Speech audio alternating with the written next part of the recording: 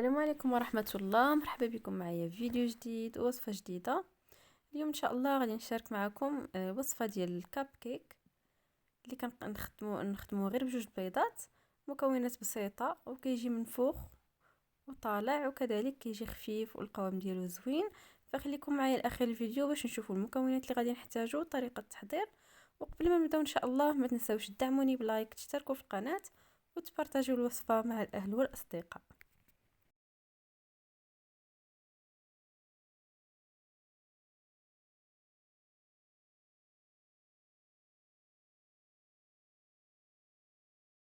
غادي نحتاجو في المكونات كاس من السكر سنيده، كاس من الحليب ما يكونش بارد بزاف، كاس الا ربع مخلط بين الزبده مذابه والزيت، انا هنا استعملت مارغرين ديال العلب، جوج حبات من البيض بحراره الغرفه، نصف ملعقه صغيره من بودره الفاني، ممكن تعوضوها بالسكر بنكهه الفانيلا، معلقه كبيره من الخل، قبصه من الملح، وجوج اكياس من الخميره الخاصه بالحلويات بوزن 7 غرام، يعني في المجموع 14 غرام. وبالنسبه للدقيق فغادي نخدم الكاب كيك ديالي ونقول لكم شحال خدت ليا ديال الدقيق في الاخير.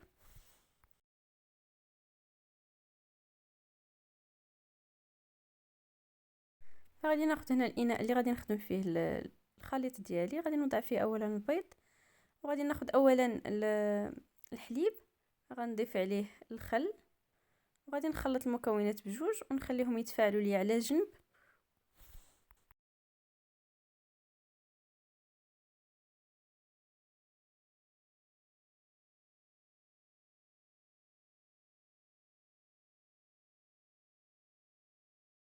غادي نحاولوا نخلطوا البيض شويه، وغادي نضيفوا عليه الملح، الفاني، وغادي نزيد السكر،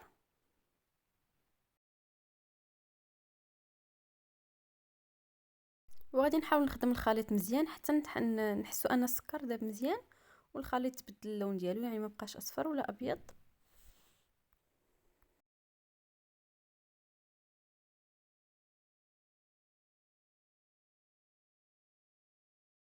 فهذا هو الشكل ديال الخليط كيف كتشوفوا، وتغير اللون ديالو، ونسجم لينا السكر مزيان مع البيض.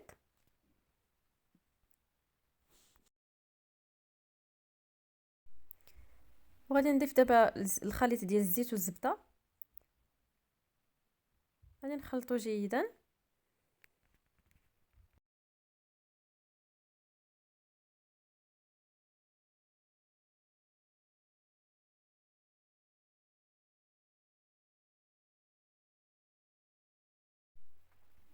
وغادي نزيد دابا الحليب، فكيف كتشوفوا راه بدا كيتفاعل لينا.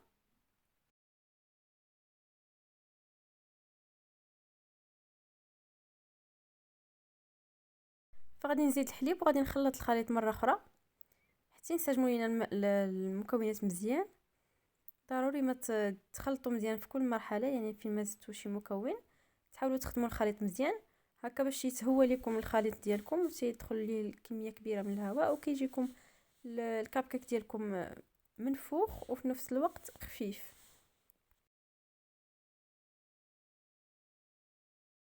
ودابا غادي نبدا نزيد الدقيق شويه بشويه حتى نتحصل على الخليط اللي بغيت. غادي نضيف الكاس الاول من الدقيق راه سبق ليا غربلته، ضروري انكم تغربلوه باش حتى هو كيساهم ان الخليط كيجي خفيف. وغادي نضيف كذلك الكاس الثاني من الدقيق.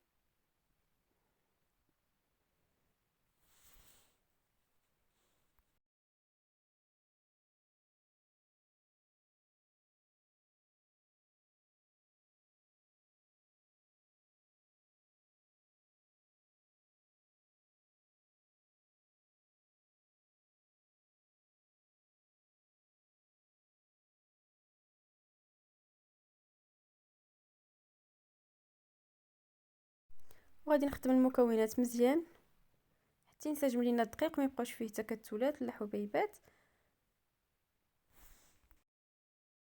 وغادي نزيد دابا الخميره الخاصه بالحلويات،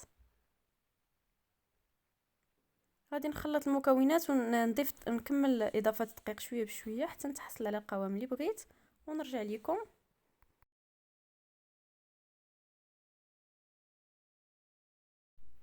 وهذا هو الخليط ديالي بعد ما ضفت ليه الكميه ديال الدقيق الكافيه.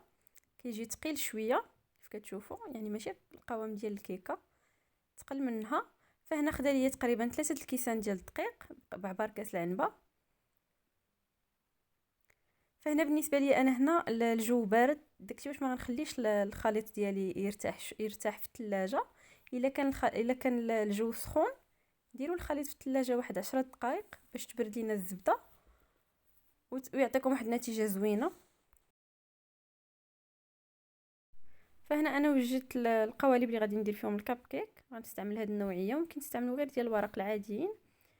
وهنا وجدت الشوكولات الخاص بالدهن، غادي نعمرهم من الداخل بالشوكولات الخاص بالدهن. ممكن ديروا الكونفيتور اولا ممكن تخليهم غير هكاك.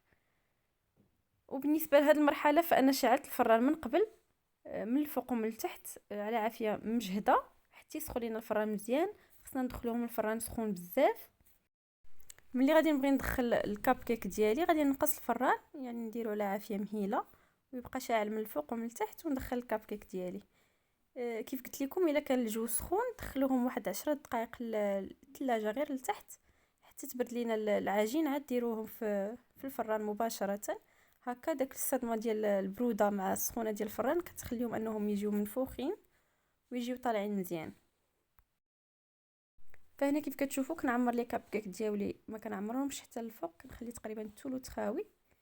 كندير كميه من العجين وكنحط هنا القليل فقط من الشوكولاته الخاص بالدهن، وكنعاود نغطيه مره اخرى بالعجين.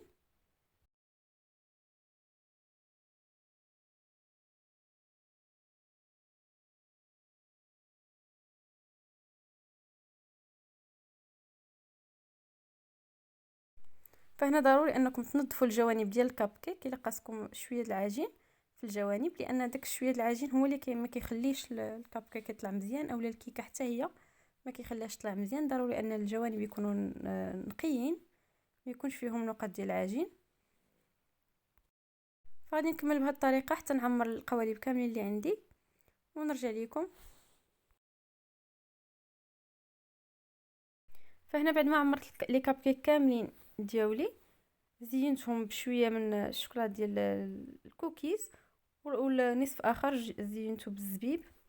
زين كيبقى على حسب الرغبه، ممكن ما تزينوه حتى بحاجه حتى الاخر، ودير لهم شويه السكر كلاصي.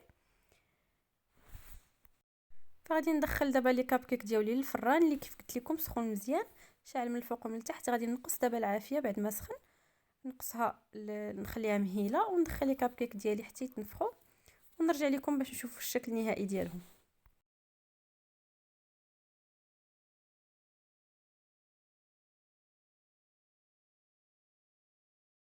وهادو هما لي كاب كيك ديالنا بعد ما وجدوا. فكيف كتشوفوا كيجي الشكل ديالهم زوين وكيجيو طالعين، والقوام ديالهم كذلك كيجي زوين.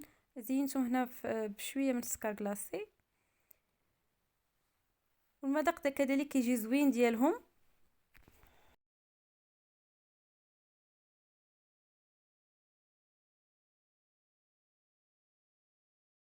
فغادي نقسم معكم وحده باش تشوفوا من الداخل كيفاش كيجيو.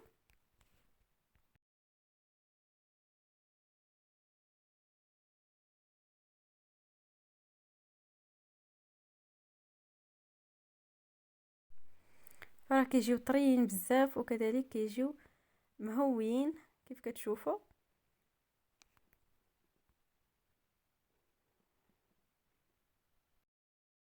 كان هذا هو الفيديو ديال اليوم، كنتمنى انه ينال الاستحسان ديالكم. ما تنساوش تدعموني بلايك وتشتركوا في القناه وتبارطاجيو الوصفه مع الاهل والاصدقاء، والى اللقاء في فيديو قادم ان شاء الله.